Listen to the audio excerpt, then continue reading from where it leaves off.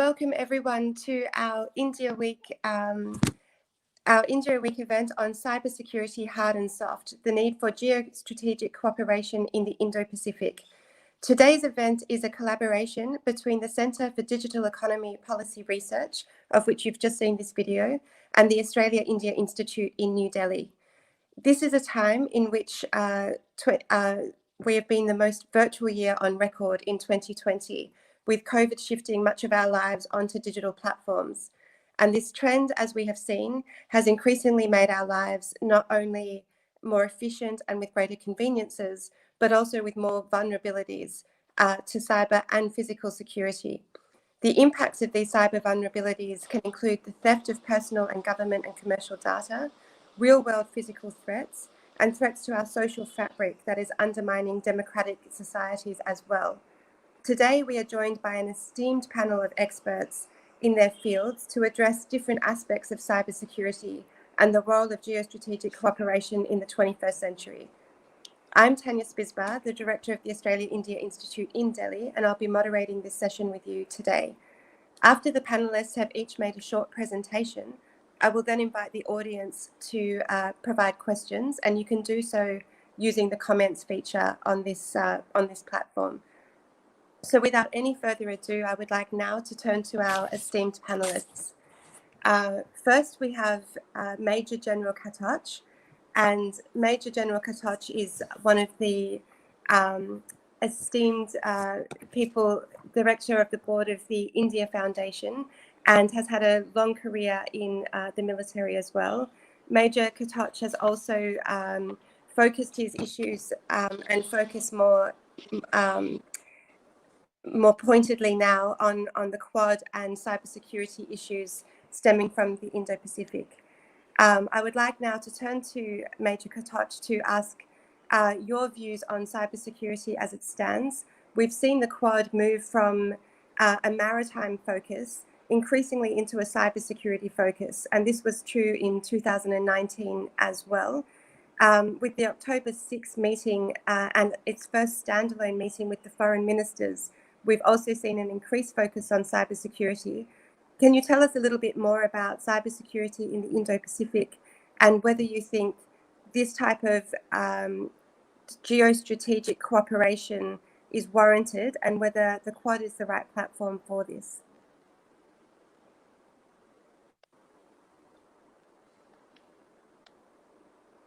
I think you're on mute, General Katoch.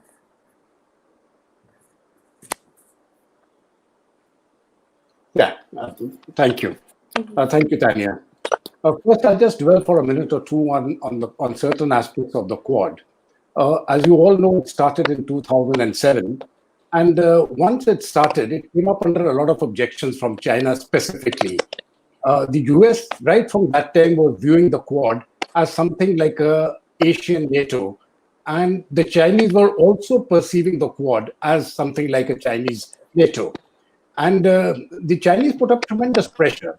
Now, this was the year also when we are looking at 2007, when Shinzo Abe lost the elections and the Australian Prime Minister also lost the elections. In India, we had the UPA government led by Manmohan Singh. And what really happened was that due to a various combination of circumstances, the Quad lost all steam. And it took another 10 years or so to resurrect it again. And now we come to 2017. So in 2017, the resurrection started. And it was a small, it still remained an informal grouping. And it still remains an informal grouping as of today. So what the Quad really requires is it needs to be agenda-based. And I think now we are getting on, when we are looking at 2020, we are looking at the meeting which took place recently in Japan. And we are looking at the 2+2, which is taking place in India today itself. Now, I have a feeling that the Quad is now moving towards an agenda-based grouping, where what it really requires to be done is going to be put on the table. Now, it cannot just be confined to the four countries, that is India, Australia, Japan, and the United States. It will have to include all the ASEAN countries too, because I think ASEAN is central to what the Quad will actually achieve. Now, the main concern really today is that China does not want any of these security groupings to go because it perceives the grouping to be anti-China. But Chinese activities in the Indian Ocean have made it very clear that um, that they will continue with their aggressive design, both on the land borders, as we are witnessing today in India in eastern Ladakh, and also in the South China and in the East Sea. So what needs to be done is really when a grouping of this nature is formed, it cannot be an overarching briefing, a security grouping, which will include all countries on the lines of NATO. I think it will have to be confined to the Indo-Pacific. And in the Indo-Pacific, how this is to come about is what the agenda should really look into. Now, as far as the security threats are concerned, I think it will be appropriate now to mention very, very quickly what has happened in the very recent past. If you recollect, Japan was hit by a series of cyber attacks, and this is very recently. And a recent attack on the Mitsubishi Electric, it may have resulted in information on a high-speed gliding missile under development being stolen. We are also seeing massive cyber attacks which have hit the Australian government and the businesses in June 2020. Now, this was reportedly the handiwork of a nation state, and China once again appears to be the prime suspect. When we are looking at October 2020, the US government, that is just a month, issued behind a series of attacks in Russia, a series of attacks on entities in Russia, in India, and in certain other countries like Malaysia and all that. So what we are really looking at now is that the threat is real. But we need to address this threat. And when the Quad actually gets into a geopolitical grouping, basically to preserve fundamental freedoms, that means the right to freedom, the free and open navigation in the Indo-Pacific region, and the right to follow a rule-based law instead of unilateralism by any one country, then I think this will be challenged by certain countries, especially by China, by the means of cyber attacks. And I think we need to get together now to form certain policies within ourselves as a grouping to see how those concerns can best be addressed. Tanya. Thank you so much. I think that outlines very nicely the Indo-Pacific cooperation currently taking place and between 4 renowned democracies in the region as well. So between Australia, India, Japan, and the United States, each one has its own very strong commitment to open democratic freedoms. You talked about freedom of movement on the seas, and that should perhaps translate also to digital platforms as well. So I think really well-made points about the processes and the Indo-Pacific being the context for cooperation. I would now like to turn to Dr. Jayjit Bhattacharya to talk a bit more about the types of threats we're facing and whether or not these cyber attacks or threats are in the cyber domain alone or in the physical, can they translate into the physical world as well? So Dr. Jayjit Bhattacharya is a noted expert in governance and societal transformation leveraging technology. He's also the president of the Center for Digital Economy and Policy Research and the CEO of the cutting-edge fintech startup Zero Zone Microsystems. Jayjit is our partner for this event today, and I'd now like to turn over to Jayjit to understand a little bit more about how this cybersecurity can in fact affect our physical world. I think you're on mute, Jayjit. Yeah, can you hear me now? Great.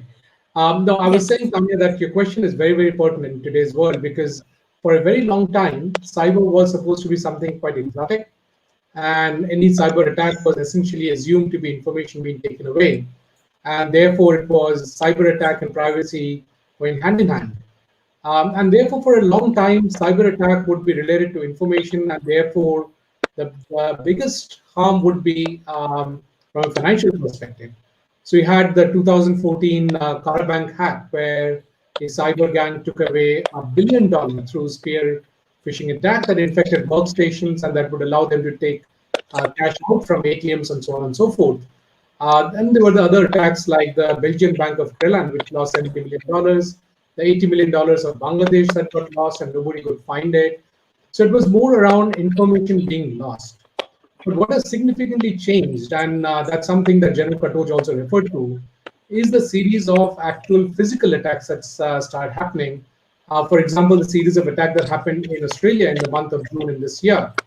The Prime Minister himself had to come out and talk about that attack because it was a very, very grave attack. It attacked a whole bunch of industries. It attacked a whole bunch of infrastructure and was led by a state actor. It was not a non-state actor. We had also seen attacks on airports such as the Bristol airport, which led to information screens failing, but that was still limited to the cyber world and to the information world, but it did not leak out to the real physical world. Now, the wake-up call was actually what I would call as the Hiroshima moment of cybersecurity. It was a cyber bombing of the nuclear centrifuges in Iran in November 2007, exactly 13 years ago. It was a watershed moment because the entire world woke up to see how cyber attack can actually physically damage and obliterate a significant infrastructure of the adversary. And therefore, that's the geopolitical dimension of cyber attacks that has come out, which led to degrading of the adversary infrastructure. And that's what we are seeing again and again. In 2015 in Ukraine, there was a complete blackout of the entire country. Again, it was done by a spear phishing campaign that targeted the IT staff and the system administrators working for multiple companies. The outcome and the impact was that 30 substations were taken offline, leaving more than 230,000 residents in the dark. And even the backup was disabled. That was the impact of the cyber attack that happened. There have also been another dimension of cyber attack, which is basically taking away military information. We had seen the 2018 honey trap case in India, where an adversary used Facebook profile to basically capture a lot of informants from the Indian side and get the details of a very, very advanced missile program, the BrahMos missile program. So a lot of the details of the BrahMos missile program was stolen in 2018, which we believe is now being used to manufacture similar looking or similar spec missiles in an adversary's within their borders that's being manufactured. We have seen that happening even with industrial secrets, and we saw that happening with a large amount of intellectual property from US being stolen, and a lot of that intellectual property is being used for military purposes. And as we were mentioning just before this session started, that we have moved into a realm of total warfare, which is always the case, but now it has been severely made far more devastating, with cyber becoming an important component of warfare, which means that you have economy as a warfare, you've got cyber as a warfare, and you've got the kinetic warfare itself as a warfare. And therefore, if information that is held for the actual kinetic warfare and the logistics of the military, if that gets breached and if that gets leaked, then the ability for a nation to protect itself becomes considerably compromised. And that's what has happened by information leaking out from US, where core industrial technologies have got leaked out, military information leaking out from India, and so on and so forth. But what is even more alarming is that cyber warfare is being used from a social warfare perspective, where the split in the society or the diversity in the society is being used to actually create situations where you have a situation akin to a civil war, with the people being involved and no real military being involved. And we have seen that happening in India, where again and again we have seen riots coming up, completely and clearly engineered through social media platforms. And that is also a cyber attack in some sense, and has a real physical world impact. We saw infrastructure being burned down in Bangalore. We saw infrastructure being burned down in Uttar Pradesh, and they were all traced back to the architecting of a divisiveness using social media and spreading misinformation through social media. And therefore, what we are seeing is that cybersecurity and cyber warfare is getting split based on the outcome that's coming out. Earlier, it was pure information being stolen, and that was itself was quite damaging. But now we're also seeing that the warfare is leaping out of the physical world and getting in out of the cyber world and getting into the physical world, damaging centrifuges, damaging physical infrastructure, and also, as we saw in the last US elections, interfering with the basic principles and the basic institutions of a democracy, which is the US elections. And we saw very, very significant interference in US elections using cyber, using social media. And those are matters of significant concern, Tanya, and that's something that we all need to look at and protect ourselves from as we move forward. No, thank you, Jayjit. I think that really clearly articulates that the problem is no longer in cyberspace, or even that the threat is about data or data theft. You neatly outlined threats on banks and other types of data theft. That's also happened in health and health security, education, and you also mentioned military, which is getting stronger. But the fact that this can now relate to the physical space through the nuclear centrifuge attack in Iran in 2007 that you mentioned, and increasingly leading to social unrest and attacking our democratic freedoms, is certainly something we need to be more mindful of. I would now like to turn to Professor Vanessa Teague to discuss the relationship between cybersecurity and democracy more closely. Associate Professor Vanessa Teague is the CEO of Thinking Cybersecurity and an Associate Professor at the Research School of Computer Science at the Australian National University. Her area of interest includes cryptographic protocols that support a free and democratic society. I understand, Vanessa, you've been looking at India as well as Australia in terms of the relationship between cybersecurity and democracy, and please do tell us a bit more. Thank you, Tanya. Okay, my work, I'm a cryptographer, and most of my work is just about the plain process of securing elections. Like, there's a lot to being a democracy apart from just having an election every few years, but if we cannot secure the process of democratically choosing our leaders, then we don't have much of our democracy left. So I've done a lot of work across various countries, including the United States, Switzerland, Australia, and India, looking at how to secure the electoral process. And the short summary is that securing democracy has as much to do with democracy as it does with ordinary cybersecurity.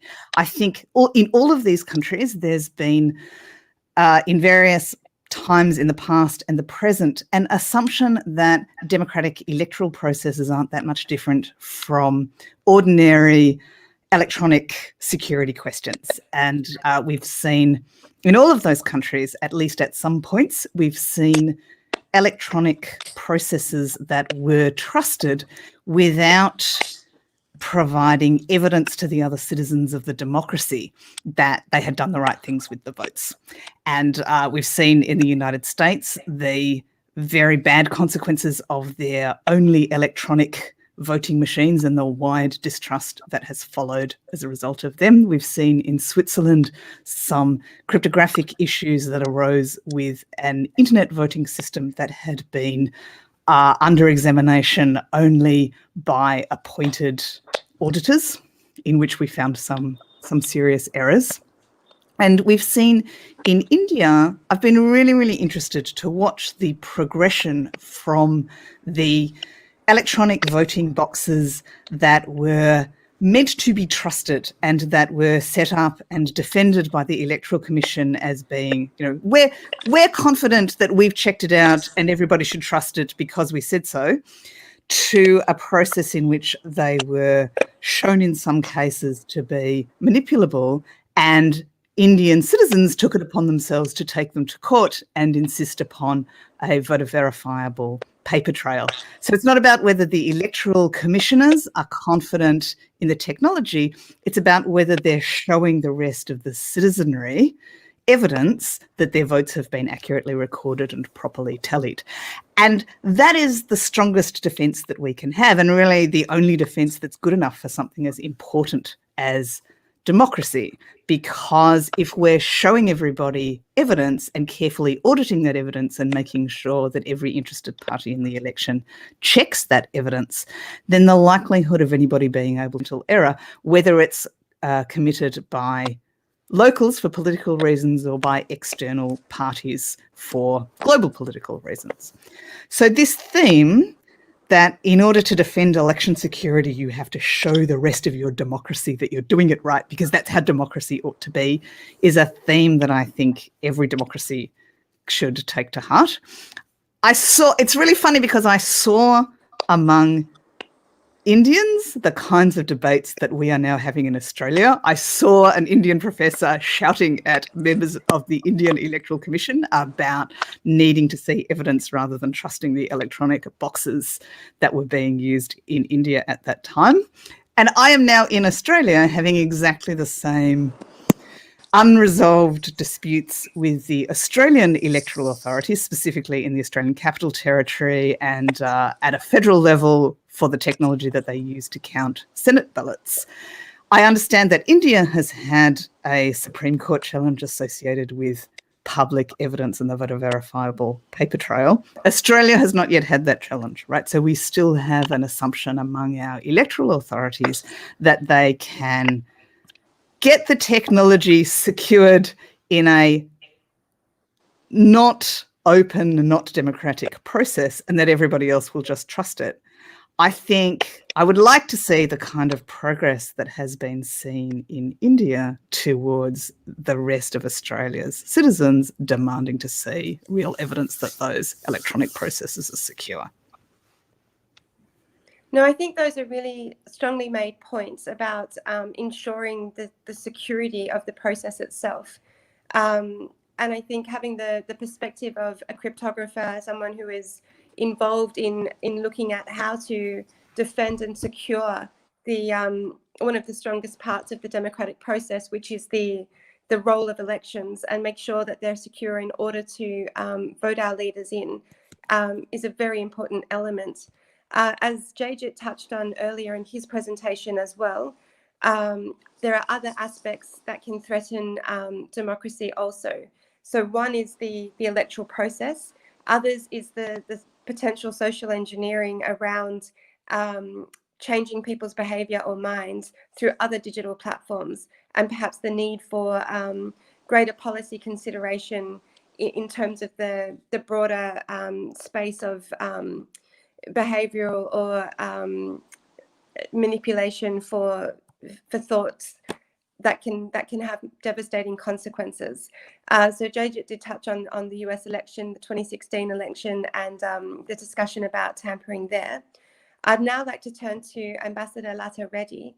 Latha is the co-chair of the Global Commission on Stability of Cyberspace. She's a long-standing diplomat and bureaucrat in India, having served from 1975 to 2011 at the highest levels, including representing India as an ambassador to Portugal and other countries, and was also serving as Secretary East within the Ministry of External Affairs. When we talk about broadening out the understanding of cybersecurity, underpinning democracy and broader policy issues, Latha Reddy has certainly done a lot of work in this space already.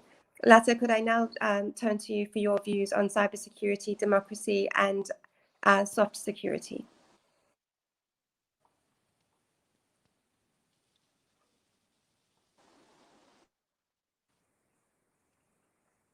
Latha, are you able to hear us?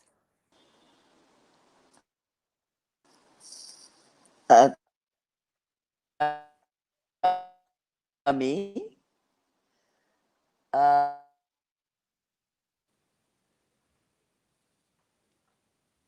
It's a little difficult to hear you. I wonder if it would be better if you turned off the video and tried using audio.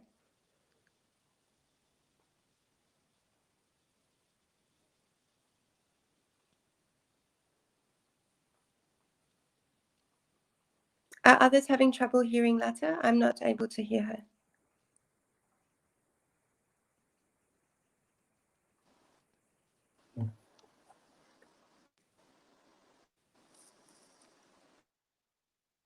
I'm sorry, Tanya, but I can't carry on.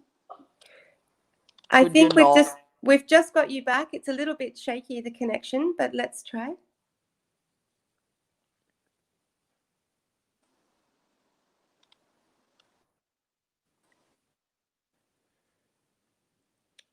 I'm not sure if you're able to use a different connection, but we are unable to hear you at this time. Can you hear us, Latha? Okay, I'm turning off my video, Perfect. Okay. but I can't control it from here. Reason. We're getting you more strongly now, so please go ahead.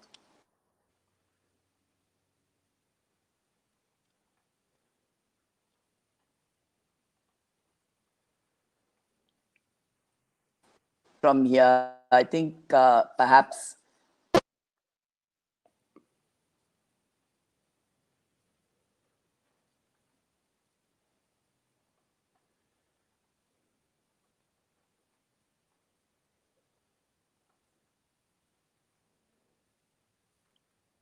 I'm sorry, Latha, we're unable to hear you. Perhaps while you're re-establishing the connection, I could turn to the rest of the panel and pose a broader question. Vanessa, I'd like to turn to you first. I think you touched on Australia and cybersecurity policies and that they're being revisited at the moment. I know that you're a cryptographer rather than a policy expert, but do you have any views on Australia's current policy formation on cybersecurity, both perhaps what's being done positively and what more could be done in this space? can you see me? Can you hear me? Yes, we can. Yes, we can.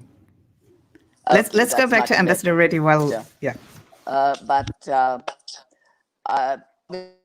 as you can hear me, what I was saying was my experience, both within government and outside government, have taught me that we cannot simply look at technology without looking at various implications.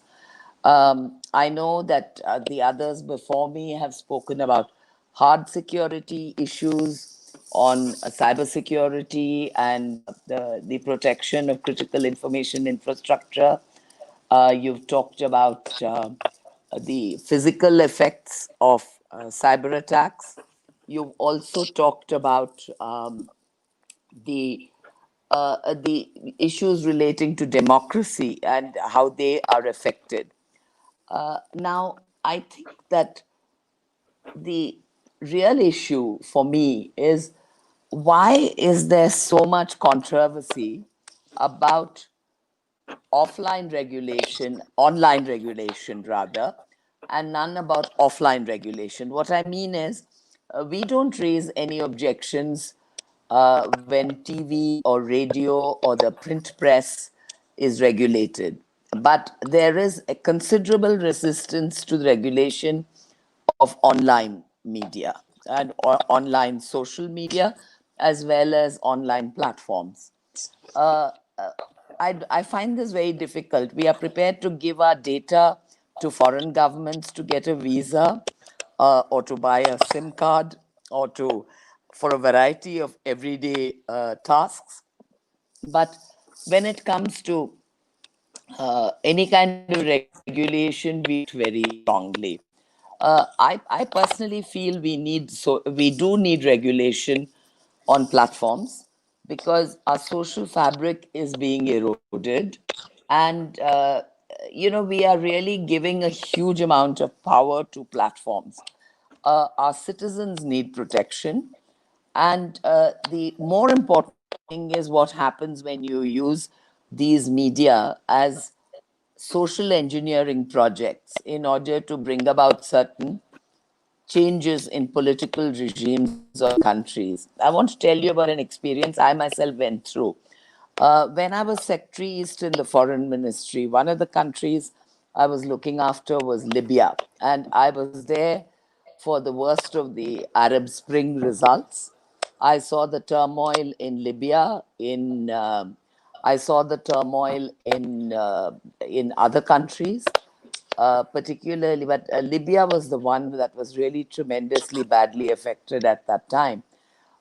And we had a civil war going on, and we had 16,000 Indians. In fact, it was more. It was 18,000, but 2,000 of them were managed to leave under their own steam.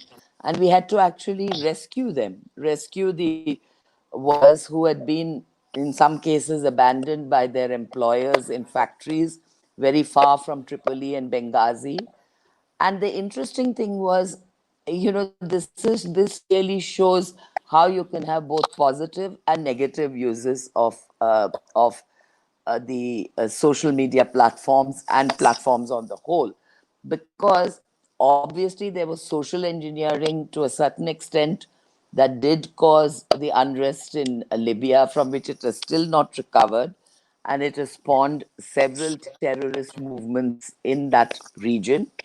But at the same time, it was through the social media platforms, through Twitter and other means, that we heard about the plight of the Indians who were stranded there, and were able to coordinate with them, appoint a coordinator in each area, and get them to safety. And we operated hundreds of planes. We used cruise ships because our own Navy ships took time to reach there, given the distance. And we actually evacuated 16,000 people. So my point is that if we don't do this, if we take into account the physical effects, the dramatic effects that non-regulation can have, we may face many more situations of this nature. We are all very conscious of what happens in elections, the polarization, the use of hate speech and misinformation. And we've also seen that companies and industry are at best tech neutral, and or perhaps a better term is amoral. And I personally think that we must indeed have some regulation. We must think about these issues, and we are really giving a lot of power to technocracies, to these huge internet companies that are in fact coming into every aspect of our life, and gaining real access to a lot of data which is ours. So I would therefore argue yes, regulation. I would also argue that we need to, sort of look carefully at the physical effects of what we do online. And it has caused violence, it has caused rioting, it has caused loss of life, spread of misinformation. We have to look very carefully at how we regulate what kind of information is spread through this medium that connects us so marvelously, and particularly at this time in COVID days, very, very important to stay connected. So I'll stop there and let the questions come in, or we can go on to a further discussion. Thank you. Thank you very much, Latha. I think they're really important broader thoughts and contextualizing to have when we talk about the issues of cybersecurity and regulation. And I think it's a point very well made, particularly your experience in Libya, having to extract thousands of Indian nationals from Libya during a time of civil unrest, which arguably was contributed to through social engineering tactics in cybersecurity. So it brings us to the point, we've had 4 very interesting presentations now, starting with General Dhruv Katoch on the role that Indo-Pacific relations can have in managing cybersecurity, and the need for democracies to come together, particularly in the Indo-Pacific, as the Indo-Pacific is one of the most contested areas now in the 21st century. It's also the global engine of economy, where freedom of movement and freedom of transaction is critical as well. We've had a very sobering presentation from Jayjit to make us realize that these cybersecurity threats don't just exist online, but have very real impacts in the physical world. We've had Associate Professor Vanessa Teague speak to the point that not only do we get physical attacks, but it can also be attacks on our democracy itself by manipulating the electoral processes.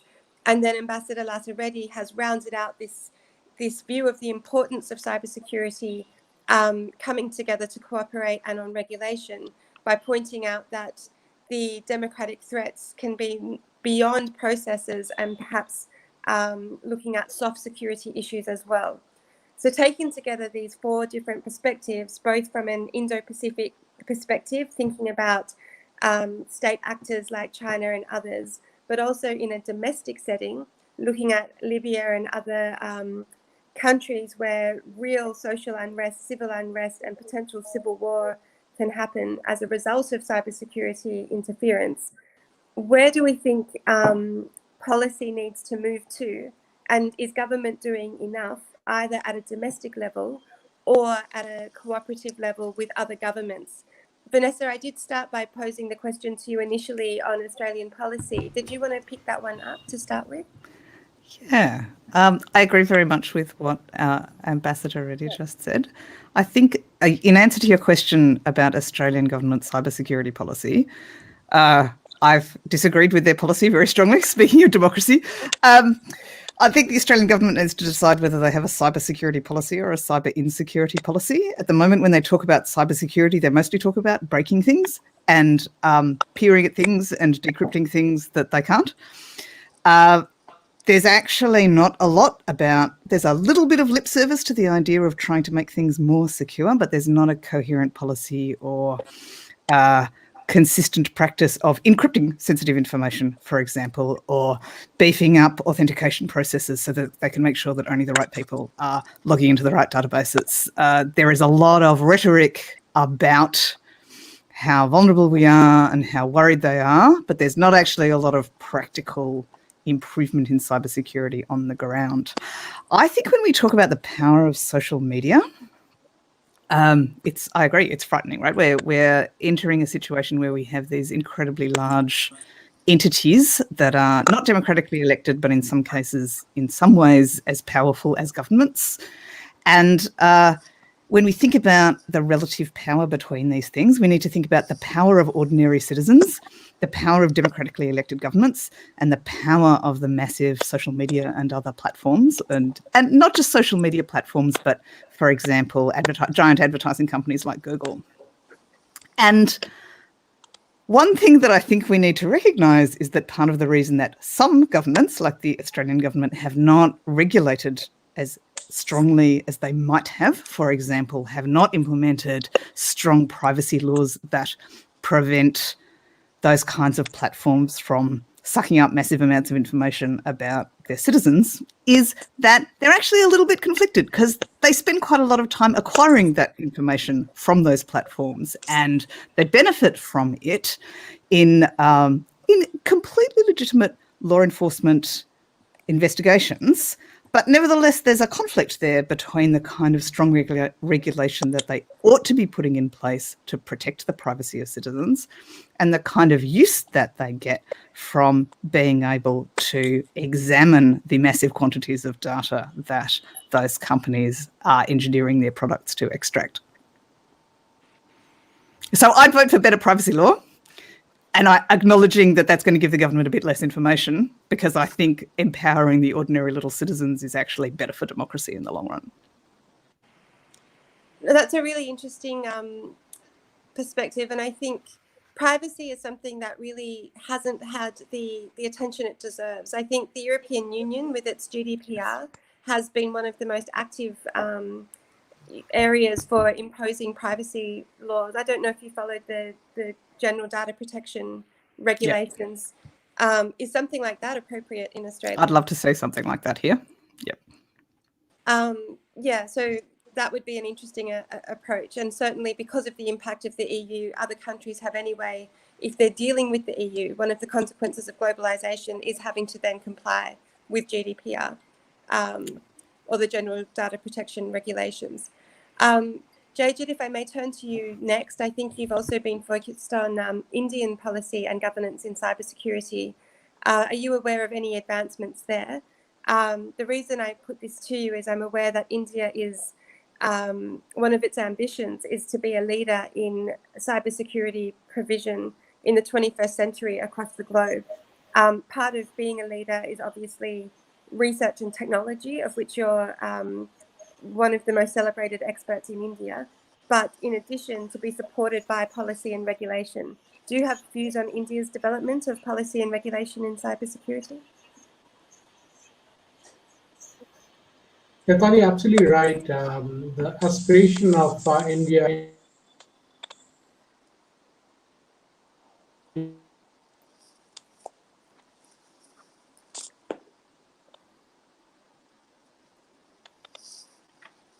Sorry, JJ, it's a bit difficult to hear you as well. I think it's a bit of an unstable connection.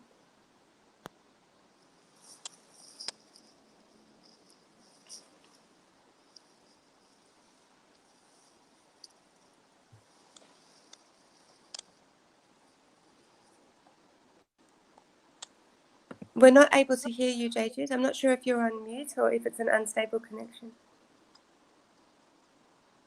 Yeah, can you hear me now? Yes. Yes. Somehow I got muted. What I was referring to, Tanya, is that India does have the aspiration to be able to provide the large amount of cybersecurity that is needed globally. And fortunately, India has both the capability and the resources to do so.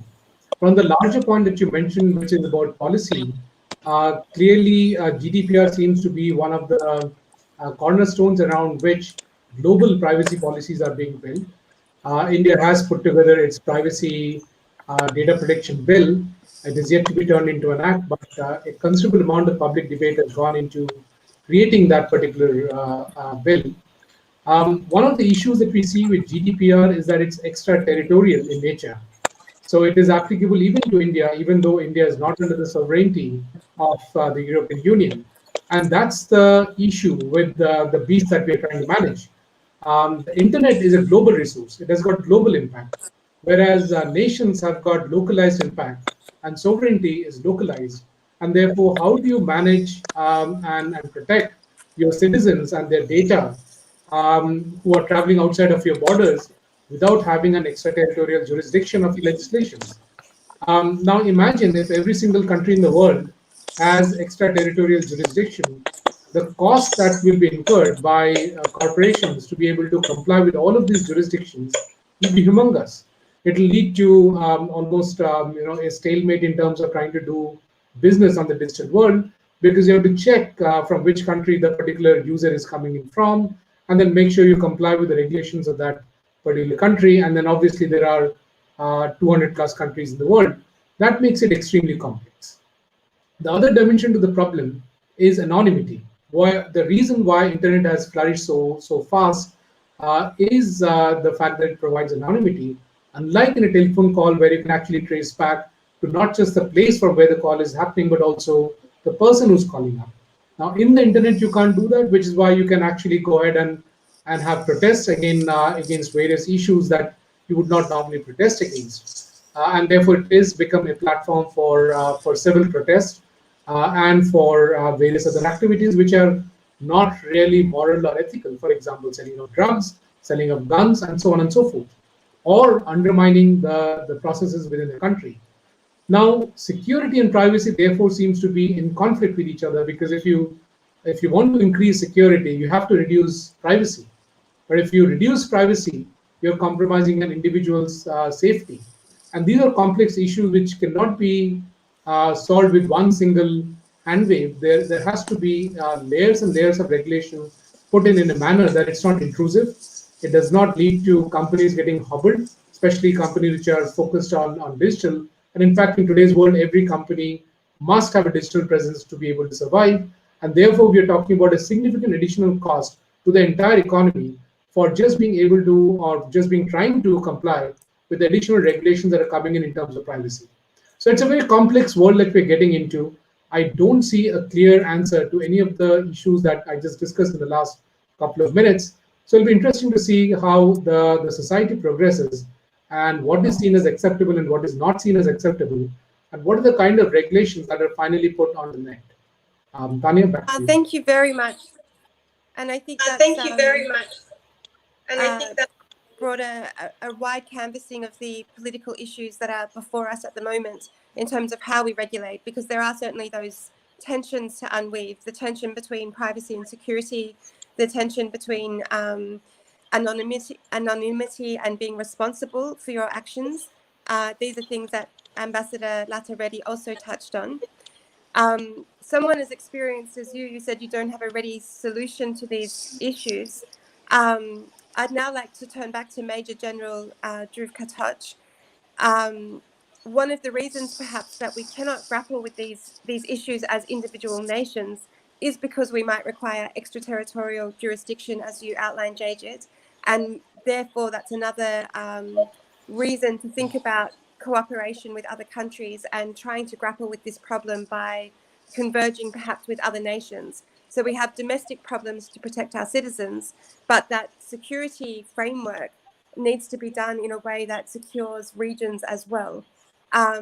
So Major General Dhruv Katoch, do you think that these sorts of issues, while we might be talking about regulation and policy, which is normally a domestic setting issue, do they lend themselves to regional cooperation through organisations like the Quad in order to be able to share domestic concerns, but also arrive perhaps at a point where we could discuss cooperation in regulation of these issues?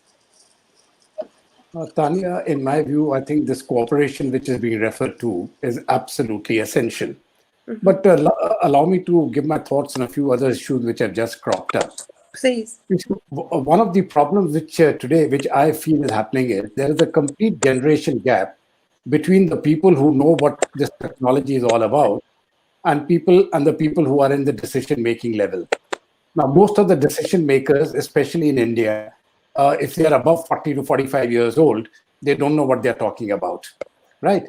Understanding of what technology can do, especially in the cyber world, is there between the 15-somethings to 30-somethings. It is that age group. The younger you are, the more adept you are at it.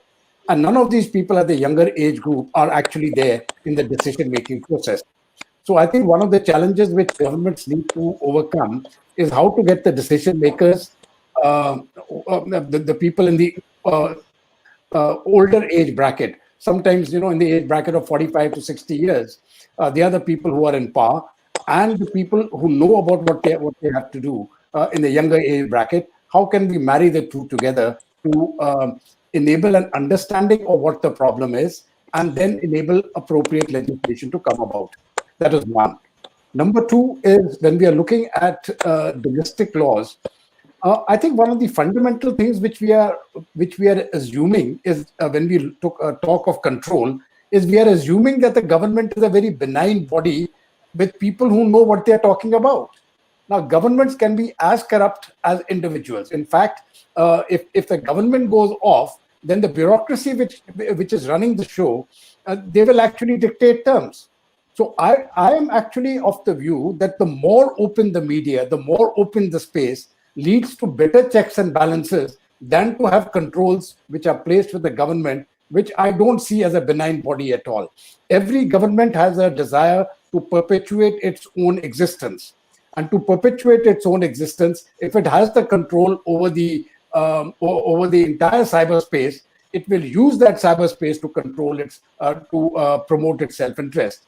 Which is why I think this openness, despite all its drawbacks, I would really go for the a more open society. Now, along with that open society, which I would like to go through, is I think we need very strong legal frameworks within a country to ensure that any person who violates those laws, we can speedily book him and take action. So it is much easier to look after individuals who violate the law in some form or the other than to sort of look into governments which are actually violating the law and to which we are not in a position to do anything about. And lastly, I will get down to your basic point, which I totally agree with. I think there is this need for international cooperation now. We are already seeing in various fields this cooperation taking place, especially against terrorism. When we are talking of the financial aspects to terrorism, we are seeing all countries come on board and cooperating to see that the funds which are being transferred to terrorist organizations they get choked to the best of our ability. And that is proving to be reasonably successful. I think we need to develop those sort of structures across the board. And we can have regional groupings, we can have bilateral groupings, or we can have international groupings. They don't. A country can be a part of multiple groupings. So India can have a bilateral agreement with one country. It could have a regional grouping with another set of countries. It could be part of a multilateral organization. So that is not a problem at all. But I think we need multiple layers to address this particular issue, because only through cooperation can we ensure that the requisite level of cybersecurity may be reached. Anya. No, I think you've made some really excellent points there, including the point that if we do over-regulate, we put the power then back in the hands of government, and we also lose the openness that allows for other messages to contest controlled messages, which I think is a critical point to raise. Latha, I know that you also have some very strong views about this area. You touched a little bit before about the fact that we don't contest being regulated offline, but we do contest being regulated online. Did you want to explore that a little bit more and perhaps put forward your normative thoughts about what you think government should be doing in this space from a policy perspective? That was to whom? To Latha Reddy, if she can hear me. Yeah. Ambassador Reddy, that is yours.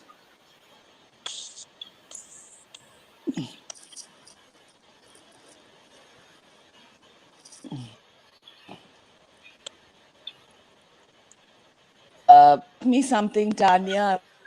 I'm still having some audio problems. We heard you clearly then.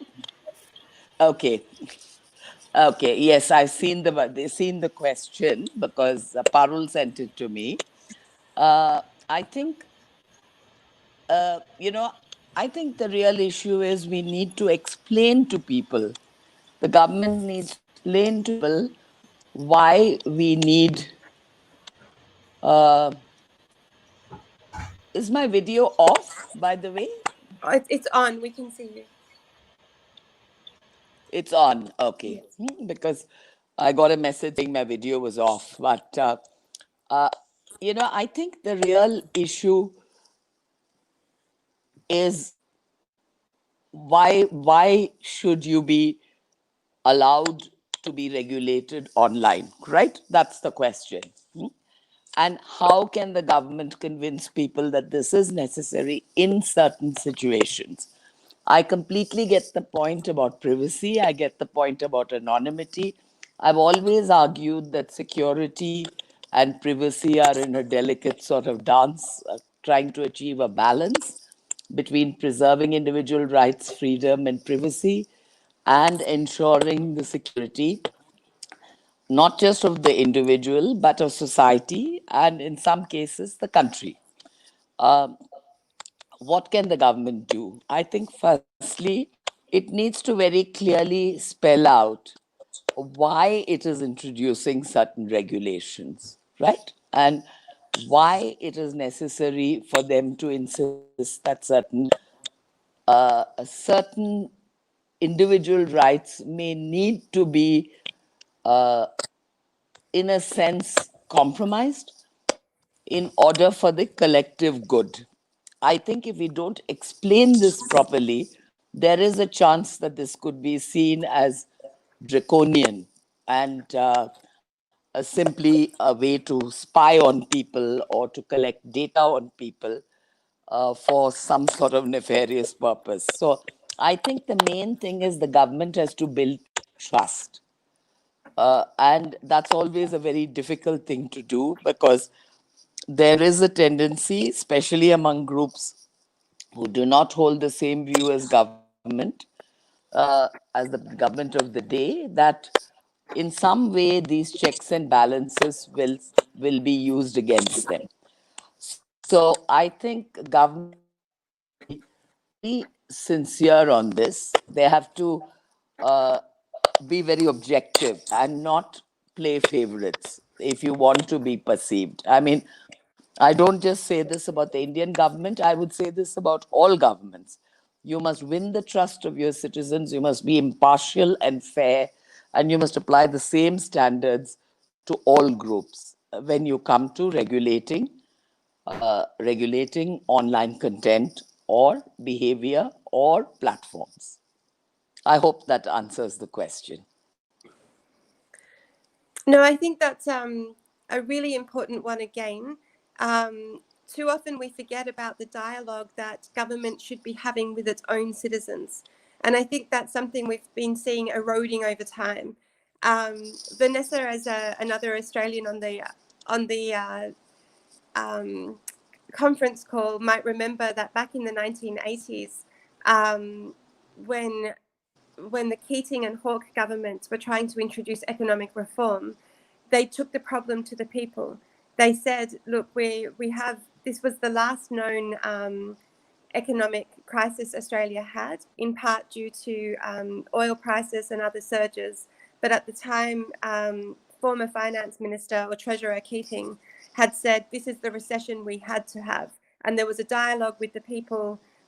Whether or not, Vanessa, you found it a credible dialogue or not is a different story. But there was a dialogue with the people, and trying to take the issue to the people and explain why something needs to be done is certainly, I think, a dialogue between government and citizens that we're seeing erode. In a time of populist politics, we keep seeing politicians tell us what they think we want to hear, rather than demonstrating more critical leadership by letting us know what needs to be done and why. And I think that's a really important point. We're coming to just our last couple of minutes of this wonderful conference, and it's really been a privilege to have such impressive speakers and panelists, each such experts in your own respective views on cybersecurity. May I ask each of you, perhaps in 1 minute each, to give your views in summary? We've canvassed quite a large area, but I think what we've really looked at is cybersecurity in the Indo-Pacific, the types of attacks we've been having. We've drawn a chart from early 2000s till now to see the types of attacks. Jayjit raised the 2007 nuclear centrifuge attack in Iran. We've also spoken about 2020 attacks on Japan, on the United States, on India, on Australia. This is a live and ongoing issue. We've talked about the domestic struggles and the relationships between citizens and government, but also industry and big business. And we've talked about the need for Indo-Pacific cooperation. I might turn first to Major General Dhruv Katoch to give his final remarks, noting that not only is he a distinguished military person, but also an esteemed intellect in India, having been the director of India's Army think tank Centre of Land Warfare Studies, but in addition holds a doctorate of philosophy from the Indira Gandhi University. So with this in mind, we'd like your final remarks, Major General Katoch.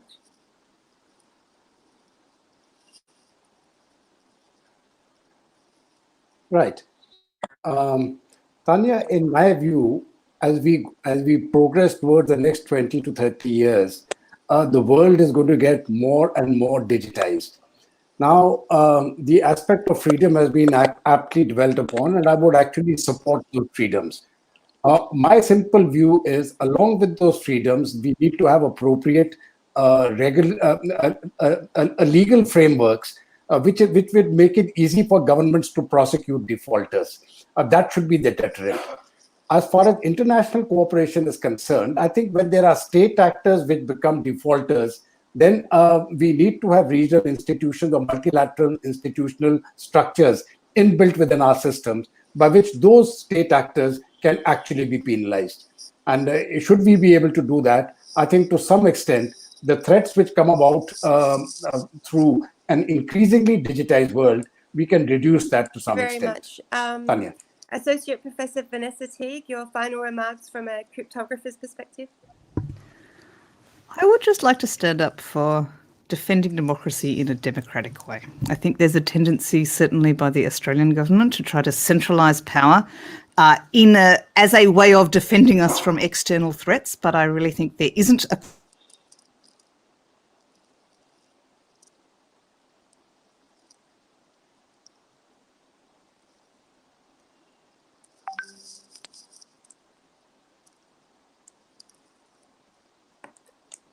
I'm sorry, Vanessa, I think you've frozen.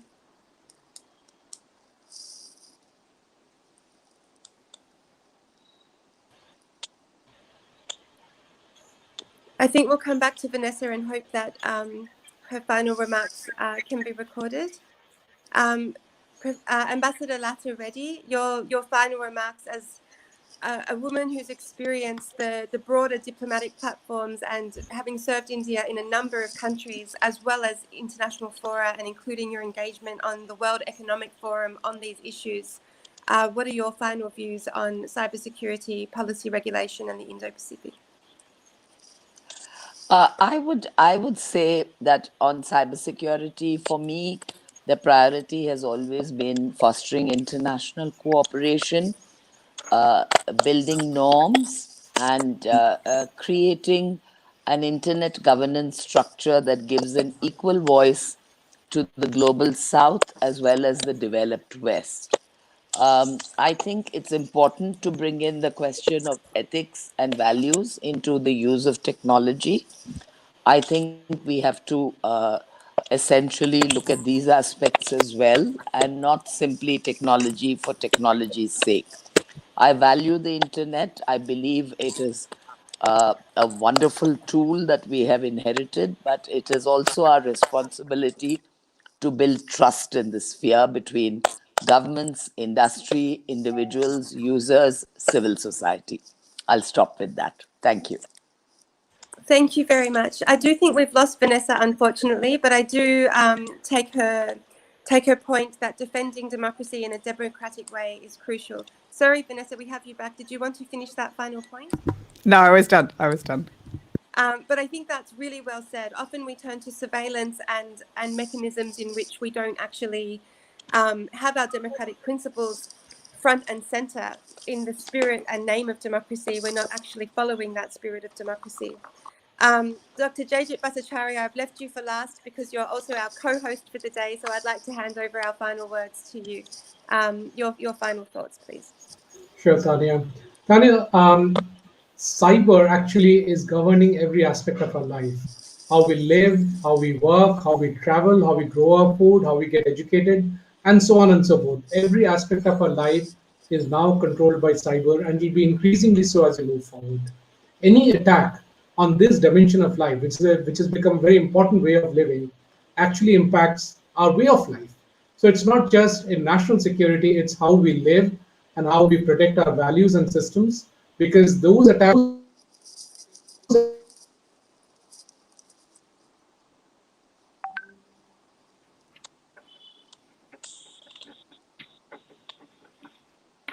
I'm sorry, Jayjit, your mic has been muted for some reason. Yeah.